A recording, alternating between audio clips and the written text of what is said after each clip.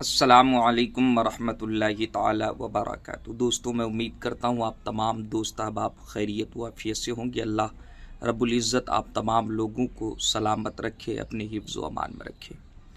दोस्तों, कोई भी शख्स किसी भी चीज़ का अंजाम मालूम करना चाहे, यानी कोई शख्स ये चाहता हो कि मैं फ़लाँ काम कर रहा हूँ और मुझे इस काम का अंजाम क्या मिलेगा या इस काम का एंड कैसे होगा, इस काम की एंडिंग किस एतबार से होगी, वो अच्छाई के साथ होगी या बुराई के साथ होगी, क्या ये काम मेरा मुकम्मल होगा कि नहीं होगा।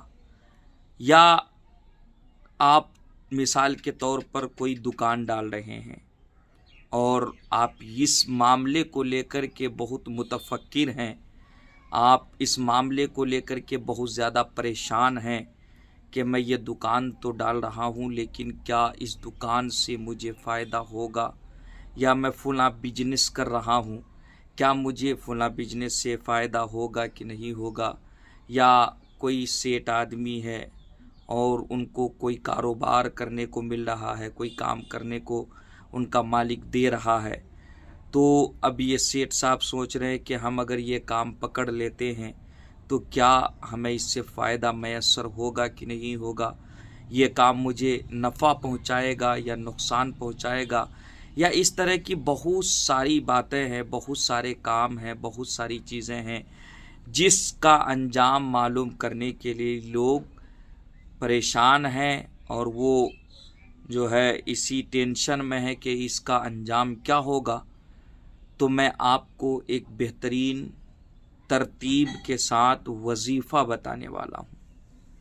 अगर आपके साथ ऐसी परेशानी है, अगर आप इस मामले को लेकर के परेशान हैं, किसी भी काम को लेकर के कि इसका आखिरी अंजाम क्या होगा, या ये हमें नुकसान पहुँचाएगा या नफ़ा पहुँचाएगा, तो इस मामले की जानकारी करने के लिए एक बेहतरीन वजीफ़ा है जिसको किताबों में ज़िक्र किया गया है, बहुत फ़ायदेमंद वजीफ़ा है।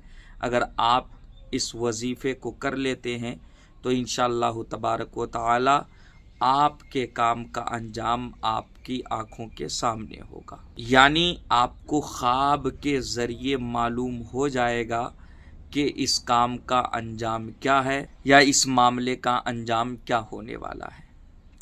उसके लिए तरीक़ा ये है कि रात को, यानी जिस शख्स को ज़रूरत है उसी शख्स के लिए मैं ये तरतीब बता रहा हूँ, हर एक के लिए नहीं कि भाई दुकान डाल रहा है और हम जो है उसके लिए कोशिश कर रहे हैं, ऐसा नहीं। जो जिस काम का अंजाम जानना चाहता है वही इस वजीफ़े को करे। बहुत आसान है। रात को वज़ू करके पाक और साफ़ कपड़े पहने, कोई भी ऐसा वैसा कपड़ा नहीं, बिल्कुल पाक और साफ़ होना चाहिए।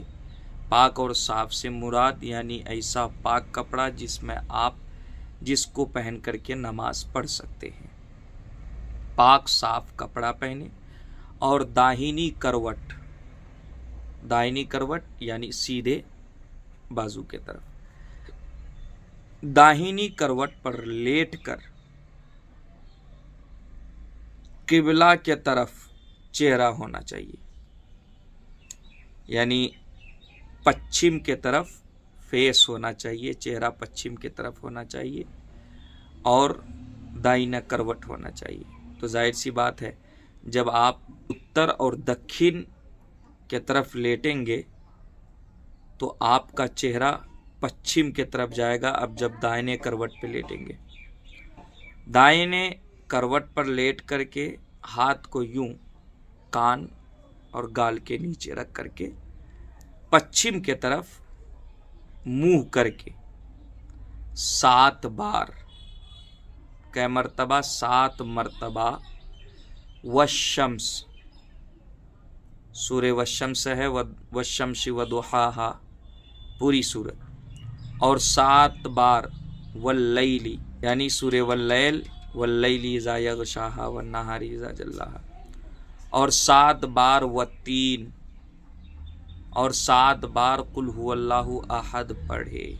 सब 7 मरतबा, 7 मरतबा सूरह शम्स, 7 मरतबा सूरह लैल, 7 मरतबा सूरह तीन, 7 मरतबा सूरह इखलास यानी कुल हुवल्लाहु अहद पढ़े।